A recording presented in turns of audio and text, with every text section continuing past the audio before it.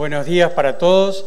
En primer lugar, agradecer a INIA por la invitación a hacer esta presentación y a ustedes por la presencia. El trabajo este es un FPTA que todavía está en curso, no está terminado, tiene 9 meses por delante.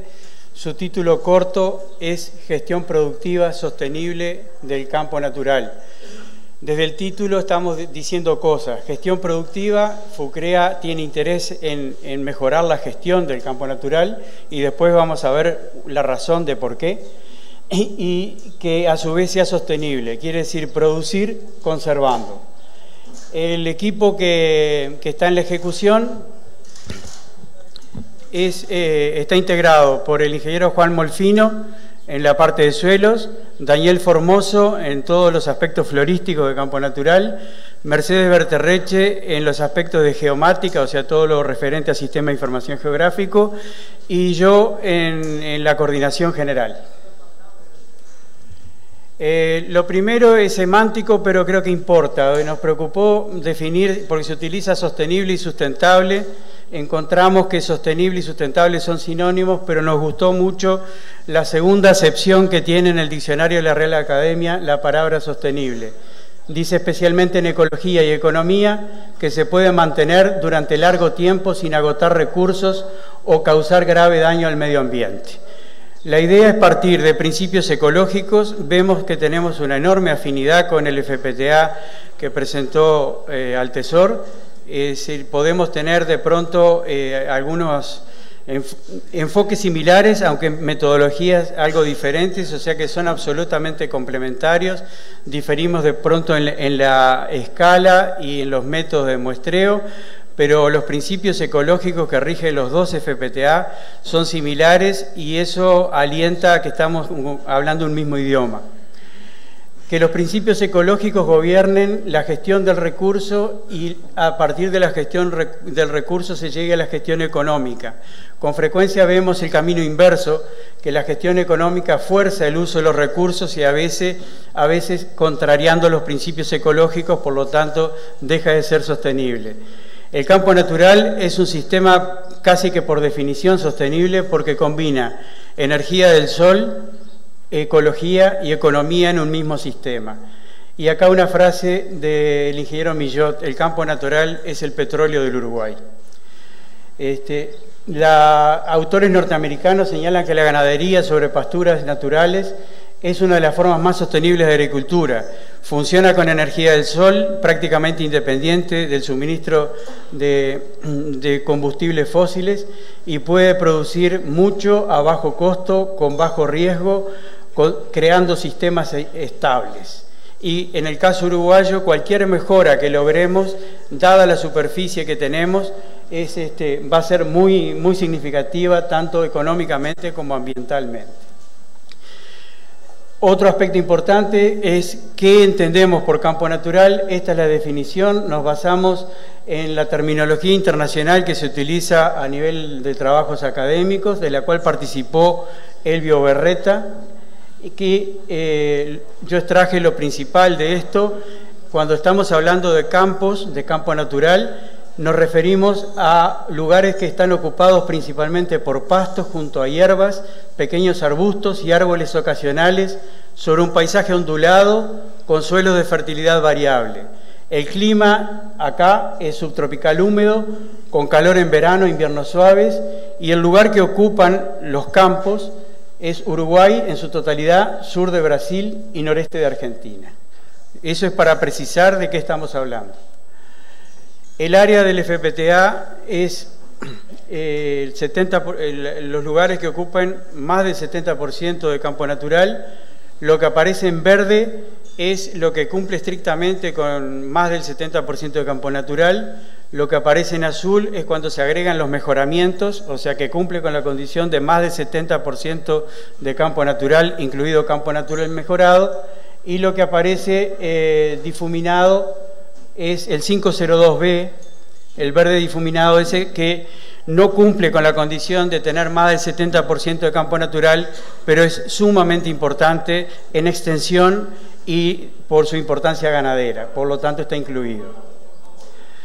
¿Por qué campo natural dentro de FUCREA, donde se tiene la idea de que son productores que hacen en general una gestión más intensiva de los recursos? Basta mirar la columna de la derecha de este cuadro para ver que a través de todas las regiones y todos los sistemas, la proporción de campo natural dentro del movimiento CREA es muy alta. Y por lo tanto, cualquier mejora que se logre en ella va a tener un impacto económico en la gestión. Las características del proyecto. Es un proyecto de investigación aplicada que busca vincular conocimiento anterior, yo pongo como referencia a Rosengurt, como punto de inicio y como persona de referencia, pero hay muchos más, y CONIAT, que es conocimiento generado también hace mucho tiempo y de suma utilidad, e incorporarle las nuevas tecnologías como sensores remotos, sistemas de información geográfico e informática, es decir, dar continuidad al conocimiento, no inventar nada, sino ir agregando las cosas que se van incorporando. Pretendemos ofrecer un uso práctico de la información que se compile, o sea, compilar y ordenar, y dejar abierto un camino metodológico que pueda ser revisado y mejorado. Esta sería la secuencia, no quiere decir que de un lado se llegue al otro, sino para que quepa en la diapositiva. Partimos de los suelos como componente principal del ambiente. A partir de esos suelos se definen ambientes edáficos. Esos ambientes edáficos, mediante un sensor remoto, en este caso Landsat, se tipifican cómo funcionan, también con el índice verde que habló Altesor. Se realiza la descripción de la vegetación, se estima la productividad de forraje y crecimiento a partir de otro sensor, en este caso MODIS. Se estudia el balance hídrico para ver cómo se comporta el agua en los diferentes ambientes.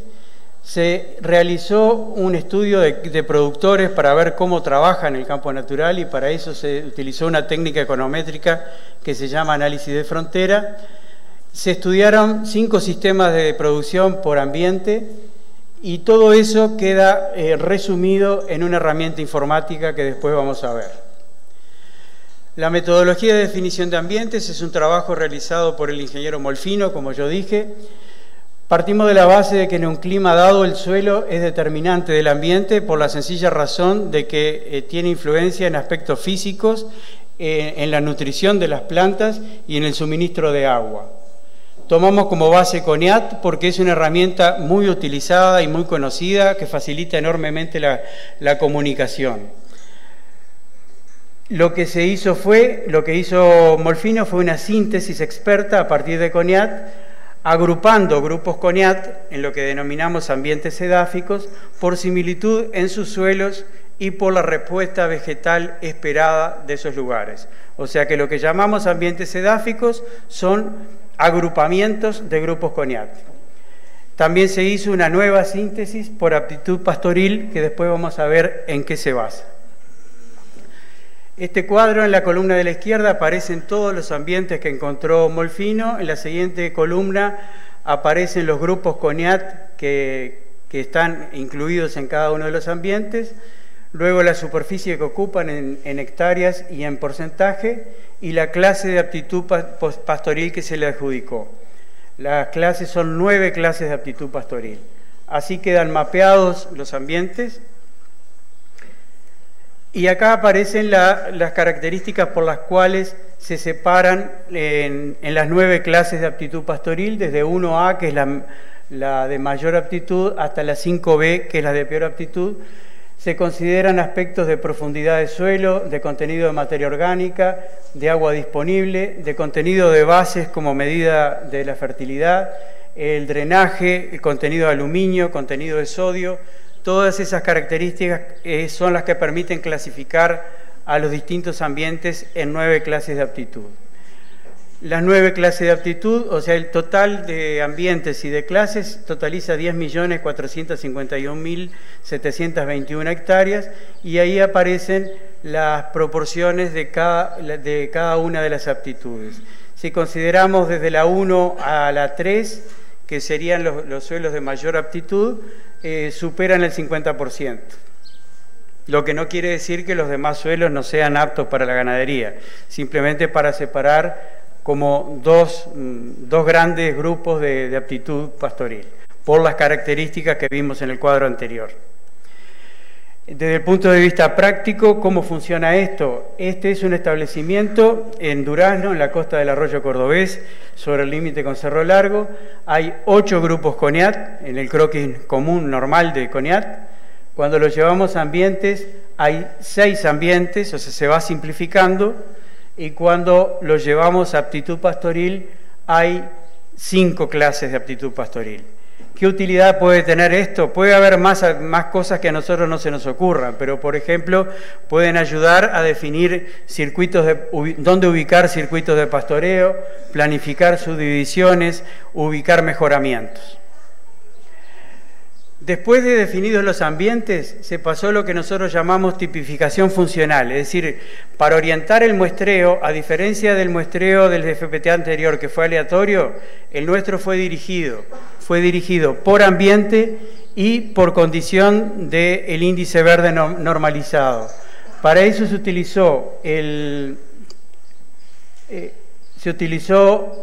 utilizaron imágenes de Landsat 5 y Landsat 8 de primavera y otoño entre 2009 y 2014, excepto el 2012, que no había imágenes buenas. Con eso se totalizaron 9 fechas que permitieron un cálculo de la variabilidad en el espacio y en el tiempo a través de la técnica indicada por este autor, que se llama Blackmore, ya que se estudió la variabilidad en el espacio y en el tiempo del índice verde para orientar los muestreos dentro de los ambientes.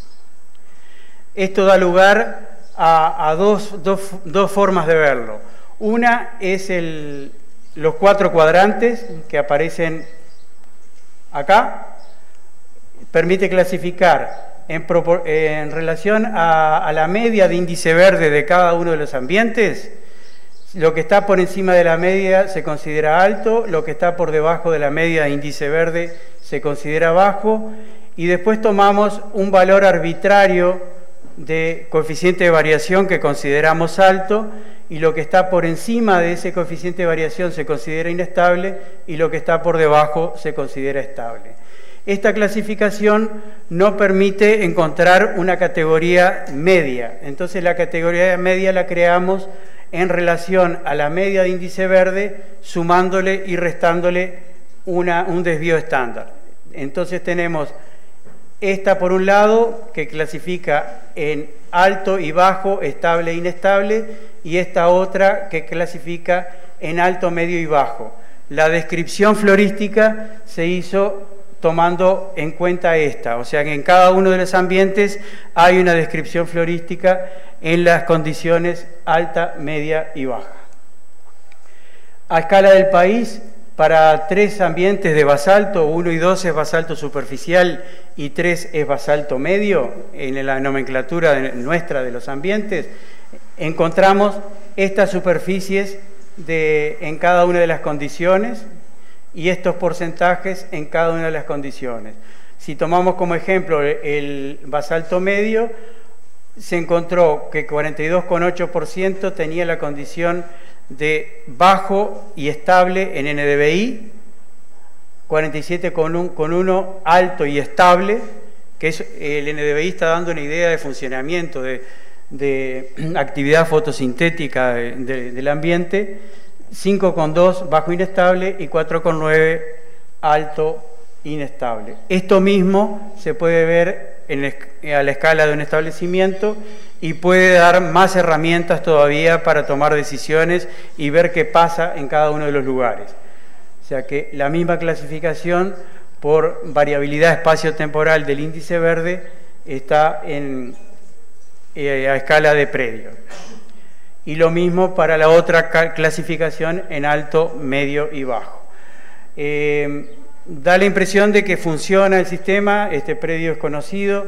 Estas partes, por ejemplo, son lugares inundables, son buenas pasturas pero inundables, tienen agua libre gran parte del tiempo y por eso el índice verde da bajo. Estas partes son lugares que han tenido mejoramientos y fertilizaciones y da índice verde alto. Estas partes rojas son superficiales, o sea que daría la impresión de que el método refleja la realidad. Una vez que definido ambientes y las tres condiciones, alta, media y baja de índice verde, se va a hacer la descripción florística. La descripción florística se hace mediante dos técnicas. Una es el botanal, para definir proporción de tipos funcionales, gramíneas estivales, gramíneas invernales, hierbas, malezas de campo sucio, Paspalum dilatatum, Estipa setigera, o sea, todos los grupos funcionales que nosotros consideremos relevantes. Y la otra es Brown-Blanquet, que lo que hace es estudiar la abundancia y la cobertura de las especies, de todas las especies.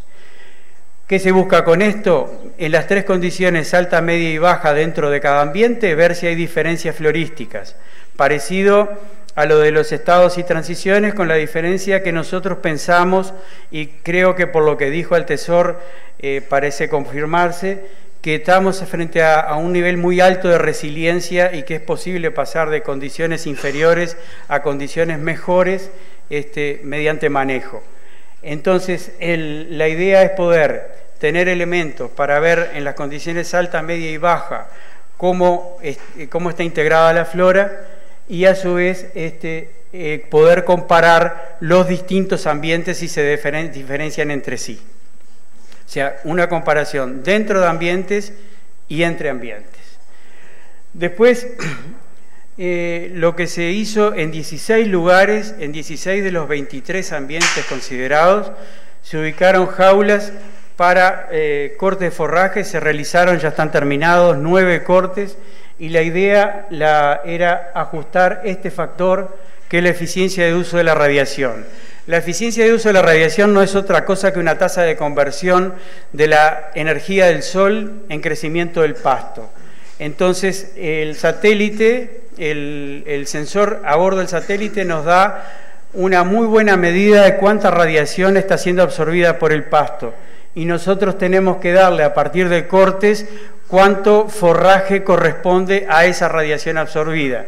Ese es el concepto de eficiencia de uso de la radiación, y lo que procuramos es aportar mejores datos para poder estimar mejor el crecimiento a partir del dato satelital.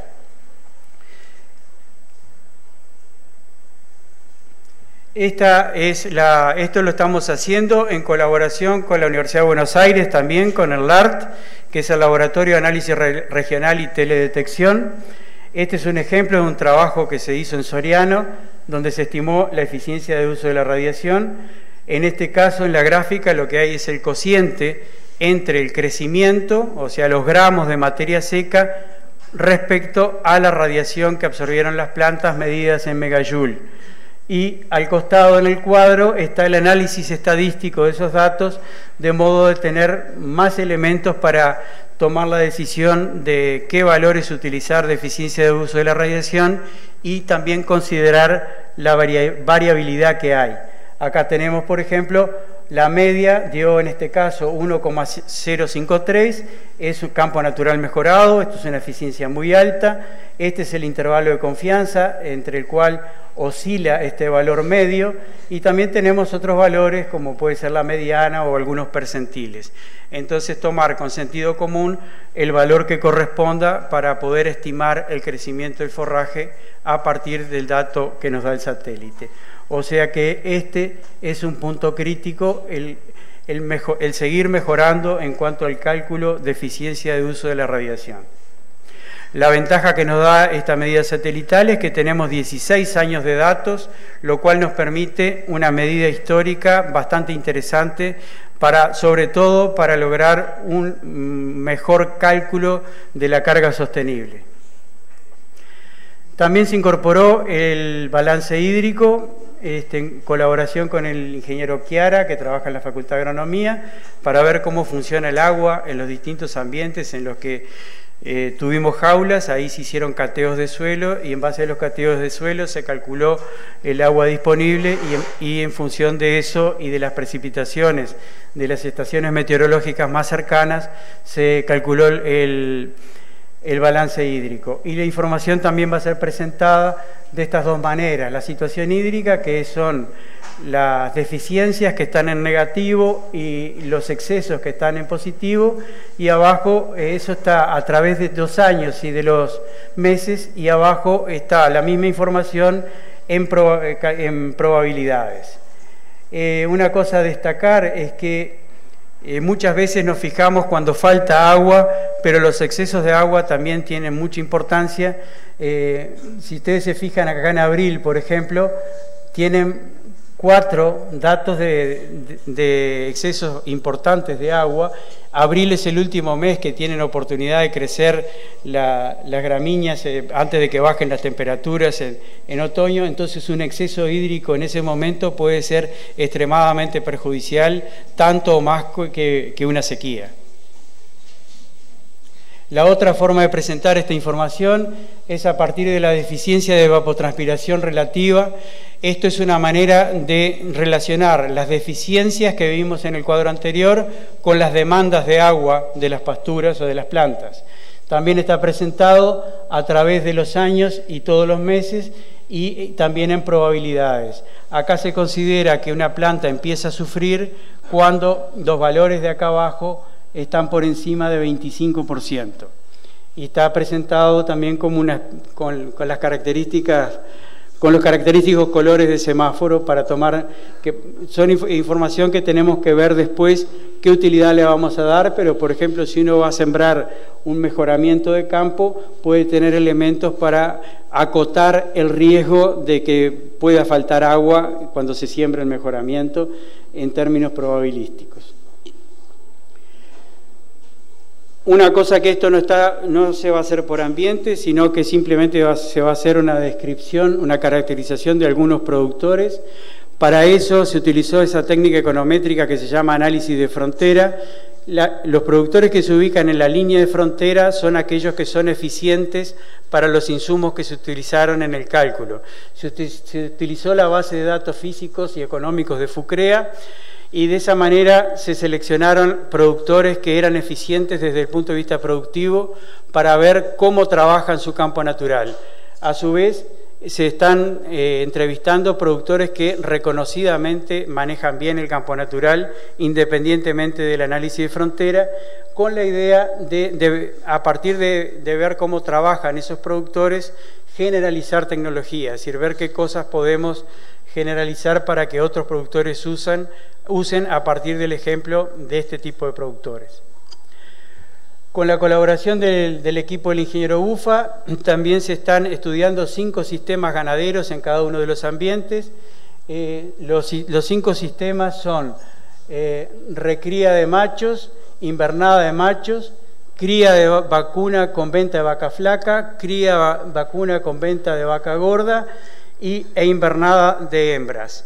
La idea es, conociendo el crecimiento de las pasturas de cada uno de los ambientes, ver cuál sistema se adapta mejor a cada uno de ellos y qué productividad de carne tendría en un modelo de simulación. Esto es la idea de que los productores tengan herramientas para elegir los sistemas ganaderos que mejor se adapten a sus ambientes, y a su vez para crear un índice de productividad relativo entre ambientes en producción de carne. Todo esto va a estar incorporado en una herramienta informática que nosotros llamamos visualizador, donde va a estar resumido todo. Ahí va a estar la información de los sitios patrón, eso es donde tuvimos jaulas y tenemos toda la información. Va a haber, cuenta con una herramienta de medición de áreas y distancias, se pueden dibujar formas, se pueden importar y exportar datos e imprimir. Las capas que contiene el visualizador, se puede acceder a CONIAT, los ambientes edáficos, esos que describimos, que son agrupamientos de CONIAT, las aptitudes pastoriles de cada uno de los ambientes, la tipificación funcional, o sea, es el índice verde, ese clasificado como alto estable, bajo estable, alto inestable y bajo inestable, la condición, o sea, alto, medio y bajo, también de NDVI, todos los datos de esos sitios patrón, que va a estar la eficiencia de uso de la radiación, la descripción del suelo, el balance hídrico, el crecimiento de las pasturas, toda esa información de esos sitios patrón con los cuales los productores podrán comparar su situación en el predio. Van a estar mapeados los grupos CREA y va a haber herramientas de soporte. Para entrar al visualizador se puede entrar poniendo el número de padrón, pero también se puede entrar dibujando formas en el mapa o importando un KML. Son las tres formas de entrar a la información y se despliega toda esta información. Se produce un reporte donde aparecen los suelos, los CONIAT, los ambientes, las aptitudes pastoriles. Aparecen todos los datos de suelo de los perfiles típicos de CONIAT, o sea, se eligió un perfil típico para cada uno de los ambientes y aparecen todas las características físicas y químicas de los suelos. Una vez que terminemos las descripciones, va a estar toda la descripción de vegetación que hablamos antes y van a estar incorporados los datos de crecimiento de las pasturas.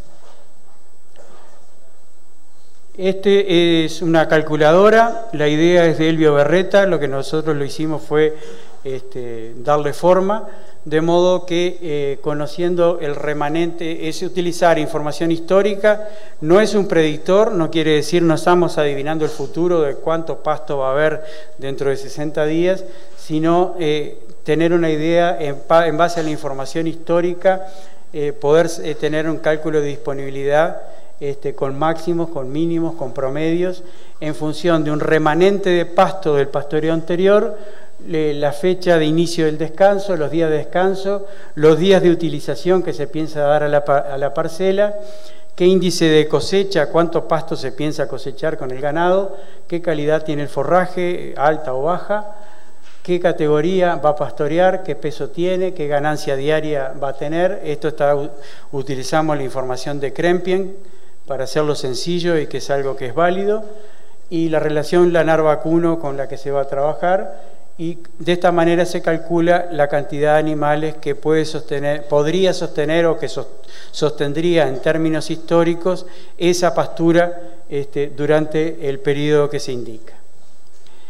Después pensamos incorporar en el visualizador los datos de crecimiento de las pasturas. Este es para el ejemplo que yo presenté, donde calculamos la eficiencia de uso de la radiación del departamento de Soriano.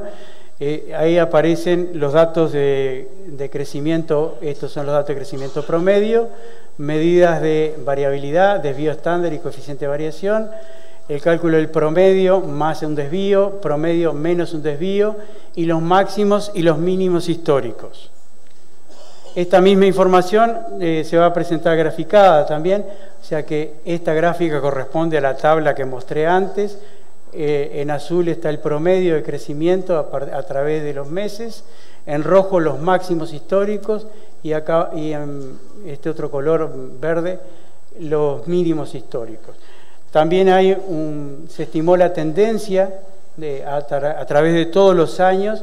En este caso la tendencia dio levemente negativa, o sea que es un signo de atención sobre cómo está evolucionando esta pastura a lo largo del tiempo. Y por último, en base a esta es la publicación de un FPTA anterior, el FPTA 175 de estos autores, se realiza un cálculo de probabilidad para que los productores tengan herramientas para medir el riesgo de determinada carga. O sea que en este caso se consideran el crecimiento de estos 4 meses del año y qué carga podría sostenerse en los 15 o 16 años que se hizo el cálculo, cuántos años se pudo sostener determinada carga. Entonces, si queremos una carga absolutamente segura, nos manejamos en 1. Y aquí estaría el límite inferior, hasta dónde aguantó, o sea que por lo menos en 1 año fue capaz de sostener una carga, con el crecimiento de esa estación, como si no hubiera traslado de pasto de una estación a otra. Entonces, el productor puede tomar la decisión de qué nivel de riesgo está dispuesto a asumir en función de las condiciones del año o las condiciones de pasto que tenga. O sea, por ejemplo, si decide trabajar con un 80% de probabilidad, ve qué carga puede sostener en cada estación del año de forma segura o con un riesgo calculado. Para terminar, los aspectos prácticos que vemos hasta ahora, que esperemos que aparezcan muchos más y que los productores y los técnicos cuando empiecen a utilizar esta información encuentren más usos, es presentar diferencias edáficas en términos de ambientes de manera sintética a partir de CONIAT. O sea, una simplificación que haga más práctico el uso de la información de suelos llevada a nivel de ambiente edáfico como determinante de la producción de la vegetación que crece sobre él. Presentar las diferencias funcionales, es decir, cómo funcionan esas pasturas en esos lugares mediante un análisis espacio-temporal, o sea, cómo se comportó el índice verde en el espacio y en el tiempo. Disponer de una estimación de crecimiento y su variabilidad que ayude a ajustar la carga sostenible.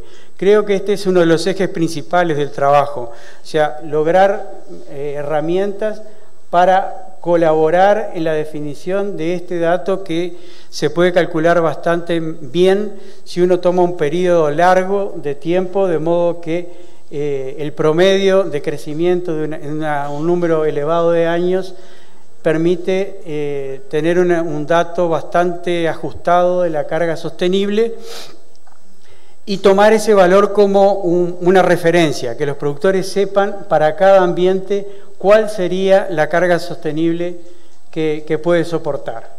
También analizar la capacidad de recuperación, lo que mostró Altesor también frente a elementos adversos, frente a una sequía o a momentos de mucha lluvia, qué ambientes tienen una recuperación más rápida y a su vez observar la tendencia. Si en muchos ambientes estamos teniendo tendencias negativas, aunque sean leves, deberíamos poner atención y tratar de revertir esa tendencia. La otra cosa práctica es analizar diferencias florísticas dentro y entre ambientes. O sea, reitero que acá hay una diferencia interesante, pero estamos hablando el mismo idioma que el otro FPTA. Nosotros hicimos un muestreo dirigido por ambientes y orientados por el índice verde para definir las condiciones.